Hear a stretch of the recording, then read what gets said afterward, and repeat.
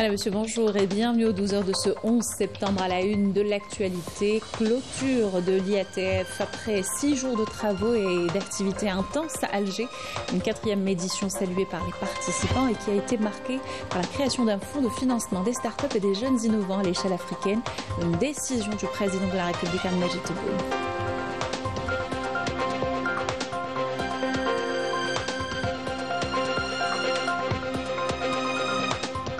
L'IATF 2025 a été couronné par la signature de contrats d'une valeur de plus de 48 milliards de dollars, dont 11,4 milliards de dollars au profit de l'Algérie. Zoom ce matin sur les plus importantes transactions conclues lors de ce rendez-vous continental.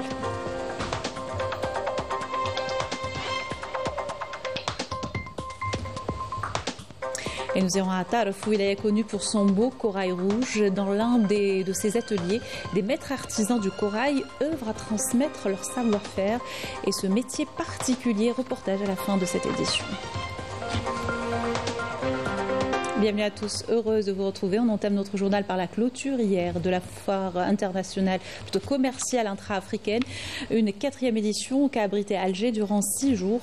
Expositions, conférences, ateliers et de nombreuses activités auxquelles ont participé plus de 2100 exposants et délégations de 80 pays. Ce rendez-vous économique d'envergure atteint un chiffre record en matière de transactions conclues avec plus de 48 milliards de dollars, dont 11 milliards et demi au profit de l'Algérie. La cérémonie de clôture a été présidée par le directeur de cabinet à la présidence de la République, Boualem Boualem, en présence du conseiller du président de la République chargé de la direction générale de la communication, Kamal Sidi Saïd, du ministre du commerce extérieur et de la promotion des exportations, Kamal Rizdik, du ministre du commerce intérieur et de la régulation du marché national, Taïb Zitouni, ainsi que de hauts responsables de l'État.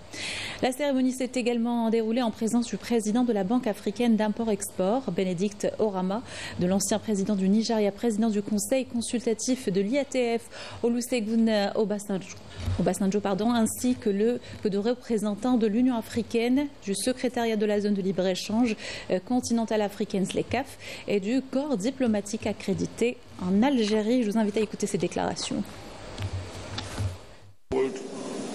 La 4e édition de la foire commerciale intra-africaine organisée en Algérie a pleinement tenu ses promesses et a même dépassé toutes les attentes. Nous adressons nos remerciements au président de la République, Abdelmadjid Tebboune, pour ses efforts ayant contribué à la réussite de cette édition. Nous sommes très satisfaits des résultats obtenus puisque la foire a été marquée par la signature de nombreux accords, le renforcement des partenariats entre pays africains et a constitué une opportunité pour libérer les échanges commerciaux au sein du continent. L'Algérie a encore une fois démontré sa capacité à soutenir tous les efforts visant l'émancipation du continent, la préservation de sa souveraineté et l'indépendance de ses décisions politiques et économiques sur la scène internationale. Elle illustre aujourd'hui de manière exemplaire l'engagement affirmé par le président de la République, Abdelmadjid Tebboune, en faisant de cette édition un événement exceptionnel qui a battu tous les records. À cette occasion, je souhaite au nom de tous les participants exprimer notre profonde gratitude et notre reconnaissance à Monsieur le Président de la République pour son soutien indéfectible et son attention constante à la réussite de cet événement. Lorsque nous avons commencé à travailler avec l'Algérie, leur capacité de mobilisation nous a réellement impressionnés. Notre objectif initial était de recevoir 35 000 visiteurs. Nous avons atteint un total de 110 000 visiteurs. Je peux donc dire que cette édition a été un succès sur tous les plans. Elle restera gravée dans l'histoire comme la plus grande et la meilleure édition jamais organisée. Et je suis convaincu que nos pères fondateurs en seraient fiers. Cette 4e édition s'est donc déroulée dans de bonnes conditions. Les participants ont salué l'organisation et l'accueil d'Alger à l'occasion de l'IATF. Je vous invite à écouter certains d'entre eux au micro de Adel Bouhams.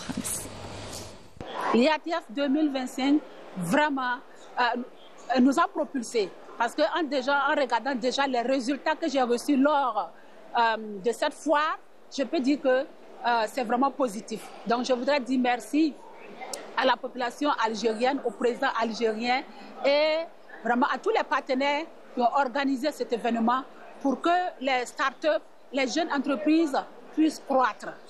J'ai passé d'excellents moments ici en Algérie. J'ai été touchée par l'accueil et la chaleur des Algériens. Merci pour cette belle opportunité.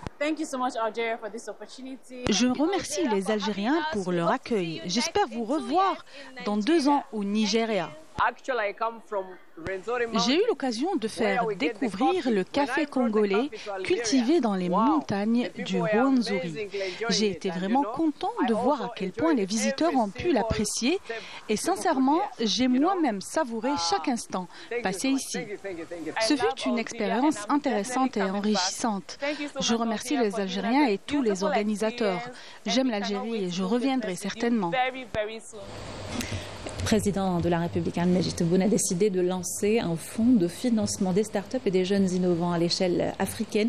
Annonce faite hier par le ministre de l'économie et de la connaissance, des startups et des micro-entreprises. Le fonds sera domicilié au niveau de l'Agence algérienne de coopération internationale pour la solidarité et le développement et il débutera avec 30 entreprises participant à l'IATF. Yanis Belkacem. Pour accompagner la dynamique de transformation sur le continent, l'Algérie lance une initiative inédite, la création d'un fonds de financement des startups et des jeunes innovants à l'échelle africaine. J'ai l'immense honneur, au nom du président de la République, d'annoncer le lancement officiel de ce fonds qui sera placé sous l'égide de l'Agence algérienne de coopération internationale pour la solidarité et le développement. Le travail va commencer immédiatement avec 30 entreprises participant à la 4e édition de la foire commerciale intra-africaine. Elles bénéficieront de l'accompagnement et du financement nécessaires. Plus qu'un simple outil de financement, un projet stratégique, transformer les idées en industrie et faire de la jeunesse une véritable force motrice de développement du continent. Nous sommes très reconnaissants envers le président algérien pour son soutien. Cela nous permettra de développer nos projets. Je suis très contente de cette décision. Je pense que ça va nous permettre d'aller encore de l'avant, ça va nous propulser encore plus loin et ça va permettre de sortir. Voilà. Je remercie l'Algérie pour cette initiative. Je suis convaincue que nous avancerons ensemble pour faire de l'Afrique une grande puissance économique. C'est une excellente initiative qui apporte un réel soutien aux startups africaines et leur ouvre les portes des marchés mondiaux.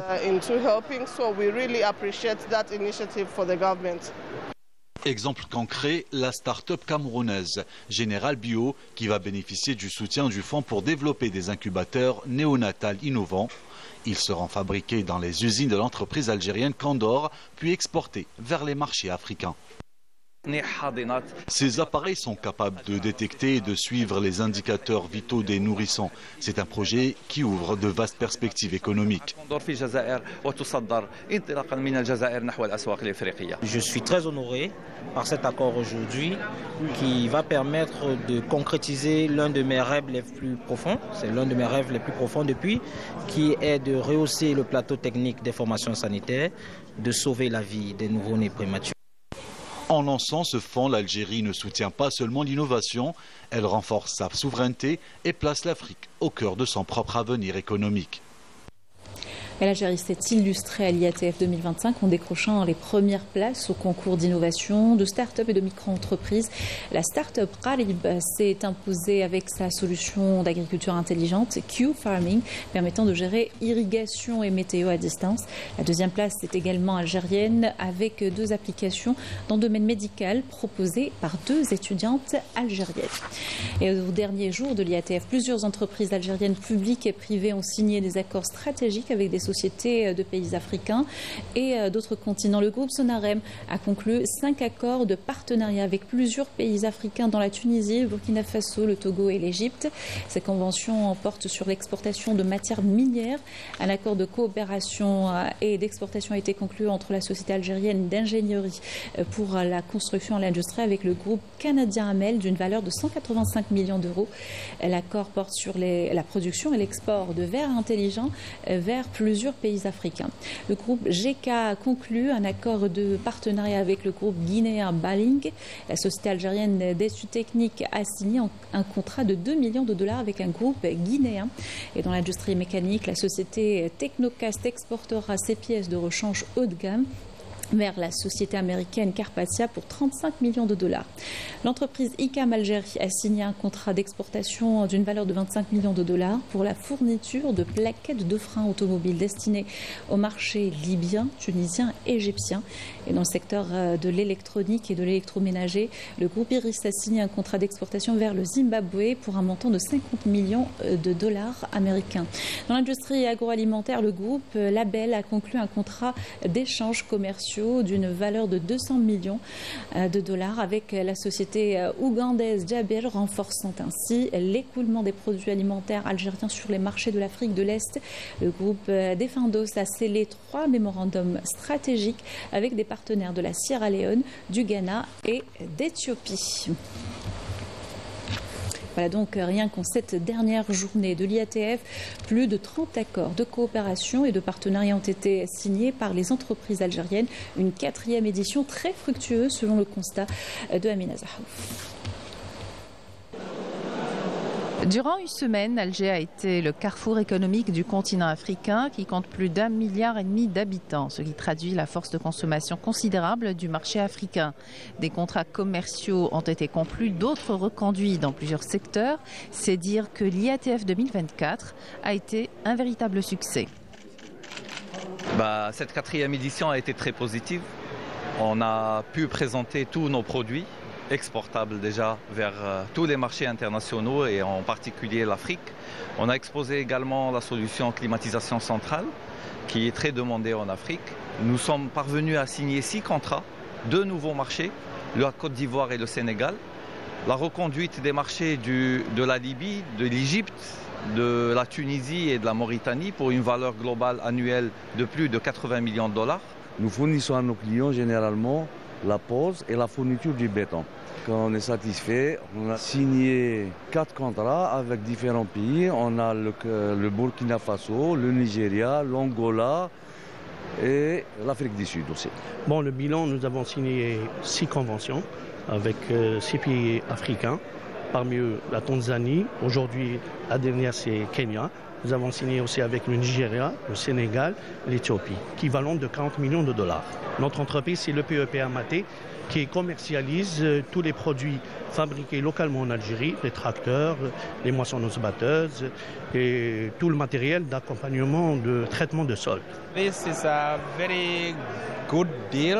C'était un contrat très important pour nous car il va nous permettre d'acheter du matériel. Cette coopération englobe également l'aspect logistique.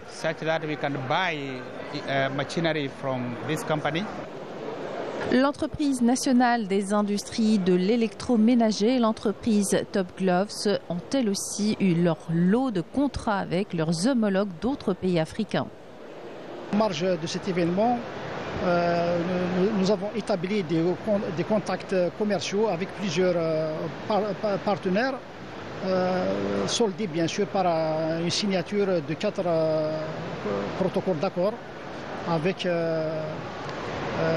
un partenaire de Mauritanie, de l'Afrique du Sud exerçant au Gabon, un Nigérien, plus un Sénégalais.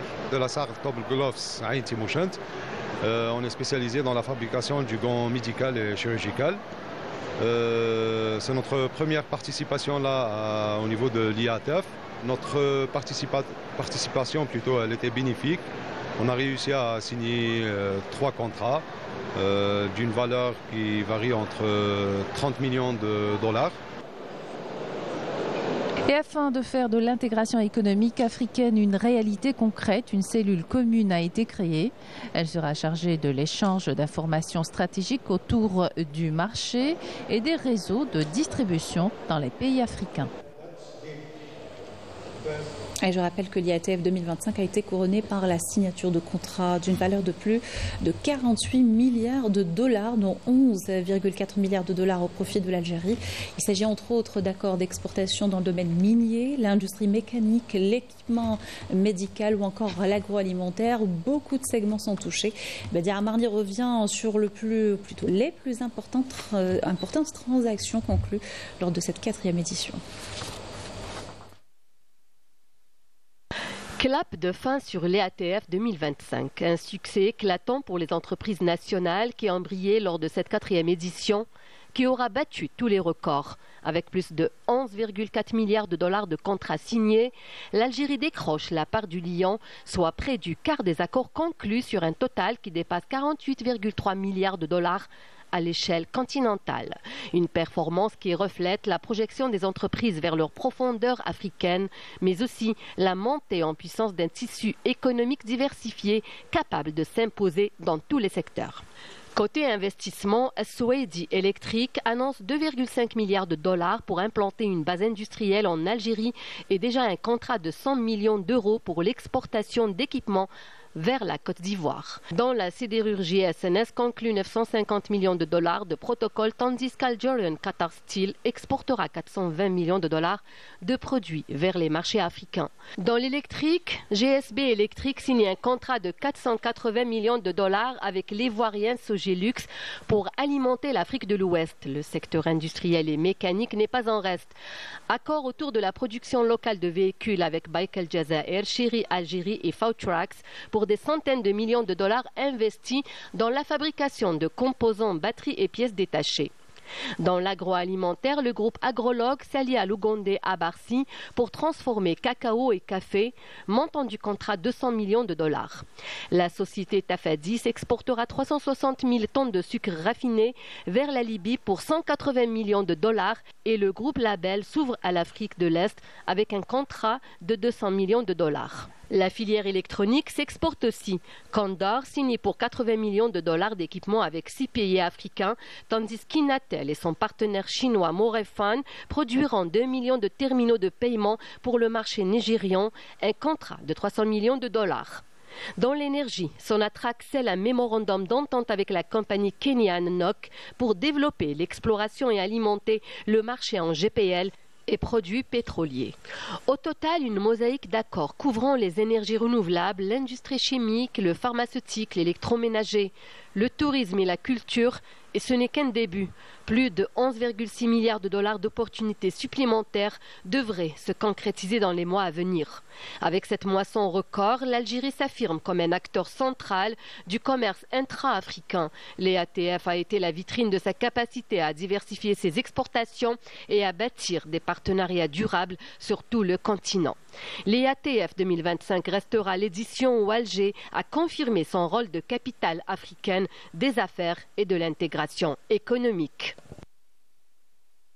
Et dans le cadre de son accord avec Iris, une délégation sud-africaine a visité le complexe industriel du groupe Assetif. Une visite pour constater de près la qualité de ses produits et ses capacités de production. Abdeslam Habis et Maïsal Bouahla. Les accords signés entre l'Algérie et ses partenaires africains prennent vie sur le terrain. Les délégations commencent déjà à effectuer des visites de travail dans les unités de production nationale. À Sétif, une délégation sud-africaine s'est rendue dans des usines du groupe Eris. Nous nous réjouissons du niveau atteint par la coopération entre les entreprises de nos deux pays. Notre société est spécialisée dans la construction automobile et l'industrie des deux roues. Nous aspirons à élargir les perspectives de notre collaboration. Cette visite avait pour objectif de découvrir de près les produits de la marque algérienne qu'ils considèrent comme compétitifs, alliant qualité, prix et maîtrise des coûts. Cette visite a été couronnée par un nouvel accord. Un nouveau mémorandum d'entente à signer portant exportation des produits du groupe Eris vers l'Afrique du Sud d'une valeur de 100 millions de dollars sur 5 ans. Nous avons également discuté des voies et moyens de renforcer les relations économiques bilatérales.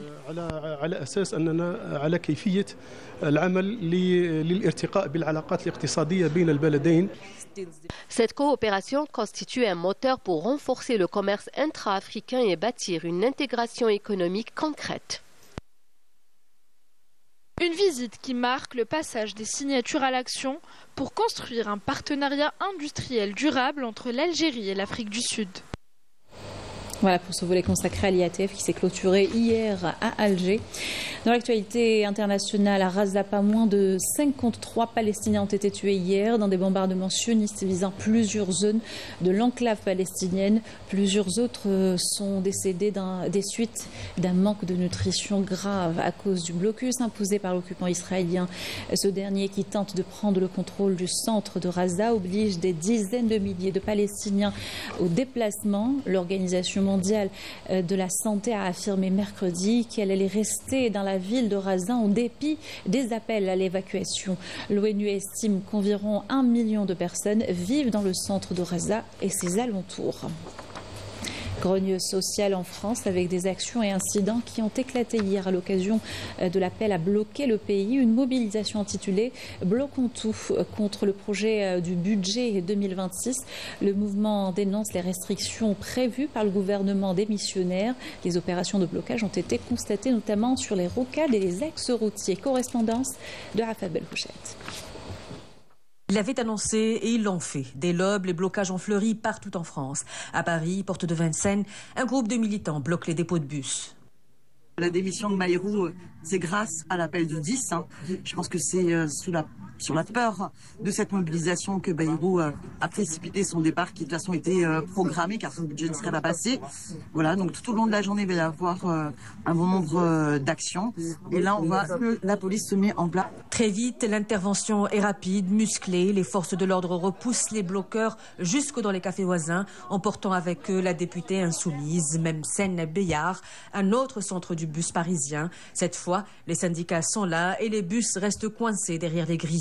Le ton est donné et sur les routes, les autoroutes, par petits groupes ou en installant des campements, les manifestants martèlent le même mot d'ordre. On doit se mobiliser pour tous les dégager. Tant qu'on n'aura pas un mouvement de masse, alors on se tapera les politiques dégueulasses faites par Macron, c'est-à-dire celle qui veut nous faire travailler plus pour gagner moins d'argent ou encore celle qui veut nous faire payer de plus en plus cher pour avoir accès à la santé. À Lyon, 3e ville du pays, le centre est paralysé. Les axes routiers sont coupés, les CRS chargent, des tensions éclatent. Une atmosphère qui n'exaspère pas pour autant les habitants. Et c'était ce qui était prévu pour le 10 septembre. Voilà, moi je suis plutôt d'accord, donc voilà, j'ai pris ma voiture, je savais que je risquais d'être bloquée. Je suis venu pour manifester et bloquer contre Macron et son monde en fait, tout simplement, puisque même s'il a fait sauter Bayrou, il nous a mis le cornu hier. Et c'est Macron qui continue à faire du Macron, donc on veut plus de pouvoir d'achat, de la justice sociale, de la justice fiscale. Et on veut aussi plus de démocratie. Ce serait bien que ce soit respecté un peu dans ce pays. Même scène de mobilisation à Marseille où des lycéens appellent carrément à la révolution, tandis qu'à Nantes, certains innovent avec des opérations escargots à vélo. Et jusque dans les zones rurales, on manifeste, loin des caméras, mais avec la même détermination. De Bayrou à Le Cornu, ça va être exactement la même chose. La retraite va continuer jusqu'à 64 ans. Toutes les attaques contre le droit du travail et tout ce qu'il a prévu, ce n'est que mauvais pour les travailleurs. À Rennes, la Rocarde, axe vital de Bretagne, est bloqué par plusieurs centaines de jeunes. Grenades et gaz lacrymogènes dispersent difficilement la foule. Un bus incendié achève de paralyser la circulation. À Toulouse, interpellation musclée, tandis qu'en Occitanie, la ligne Toulouse-Auch est interrompue par un incendie. Mais c'est à Paris que les images sont les plus spectaculaires. Lycéens face aux forces de l'ordre, heurts dans plusieurs quartiers, arrestations de mineurs, grenades lacrymogènes, des gares de train prises d'assaut, des scènes surréalistes comme cette façade d'immeuble en flammes. À la mi-journée, le ministère de l'Intérieur décompte déjà près de 300 interpellations, mais rien n'y fait. Au fil des heures, la mobilisation enfle et prend l'allure d'une marée humaine. De Rennes à Marseille en passant par Paris, le ton se radicalise, plus défiant que jamais.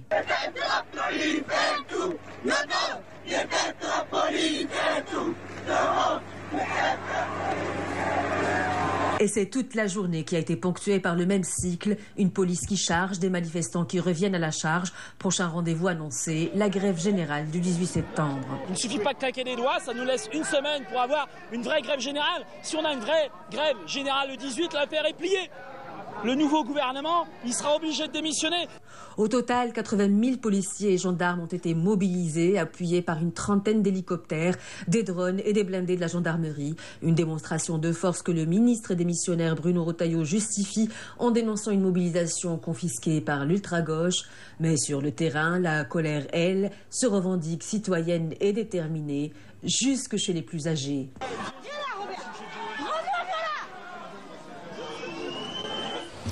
Retour dans le pays, direction Taref, wilaya côtière, connue pour son beau corail rouge, une exploitation très réglementée où les ateliers sont soumis à un contrôle rigoureux. Saïda Mayouf est allée à la rencontre de maîtres artisans du corail. Ils œuvrent aujourd'hui à transmettre leur savoir-faire et ce métier particulier. Reportage. Côtière nichée à l'extrême est de l'Algérie, renferme d'importants gisements coralliens. Et c'est à partir de là qu'est extrait le Corallium rubrum, une variété de corail rouge réputée pour sa beauté et sa solidité. Sa transformation est quant à elle profondément enracinée dans les traditions, une activité artisanale précieuse qui perdure. Cela fait 25 années que je me suis spécialisée dans la transformation et la valorisation du corail et des pierres précieuses et semi-précieuses. Je me suis perfectionnée dans cet art grâce au contact avec d'autres artisans d'Alger et d'autres régions du pays, notamment du Grand Sud. J'ai effectué des formations en Inde et en Italie. J'ai même acquis du matériel lors de mes périodes de stage. Le process est délicat. Il faut d'abord nettoyer le corail, le trier selon sa qualité, le scier avec précision, puis le polir pour révéler tout son éclat. Le perçage est une opération nécessitant beaucoup de précision et de concentration. Les outils sont simples, mais le geste est sûr, hérité d'un savoir-faire qui ne s'enseigne pas uniquement dans les livres, mais s'apprend sur le tas, au contact du maître artisan, à travers des ateliers pédagogiques. Actuellement, je me charge de former les jeunes passionnés par le corail. J'ai formé jusque-là 350 stagiaires dans différents domaines, la formation professionnelle, la pêche ou encore le tourisme. Certains stagiaires ont obtenu leur carte d'artisan. Je les accompagne toujours pour leur niveau de perfectionnement. Dans cet atelier, le corail brut est savamment manipulé par des mains expertes pour lui donner une vie. Chaque pièce est unique, façonnée avec minutie. J'ai débuté très jeune dans la manipulation du corail. En 1996, j'ai appris ce métier auprès d'Italiens et d'Algériens qui tenaient des ateliers par là. Au fil de 10 années d'expérience, j'y ai pris goût et aujourd'hui, je rêve d'ouvrir mon propre atelier de confection de corail.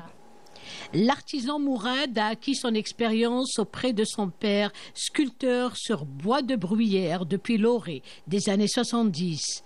Il nous informe que le corail est capricieux et qu'il est nécessaire de le comprendre, voire de le respecter.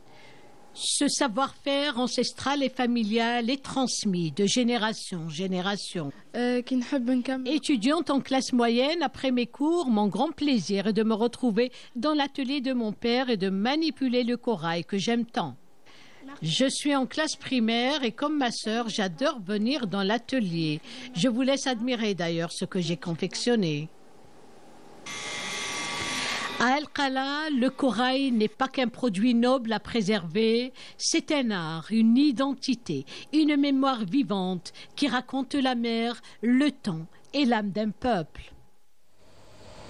Voilà qui termine ce journal. Merci de l'avoir suivi. Excellente journée sur Canal Alger.